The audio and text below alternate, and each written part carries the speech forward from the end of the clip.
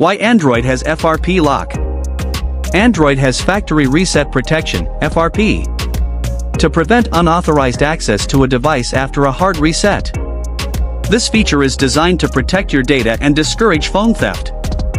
Here's why FRP exists and how it works. Why Android has FRP Lock.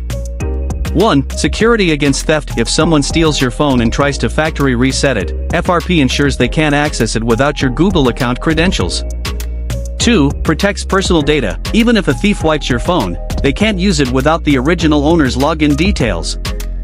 3. Anti-reset protection. Stops unauthorized users from easily bypassing screen locks by performing a hard reset. How FRP works. If a Google account is linked to the device, FRP activates automatically when you factory reset the phone. After a reset, when setting up the device, you must enter the original Google account email and password. Without these credentials, the phone remains locked, preventing unauthorized access. How to bypass or remove FRP legally. Before resetting, go to Settings Accounts, remove your Google account, and disable screen locks. After resetting, if you're locked out, sign in with your original Google account or use Google's account recovery.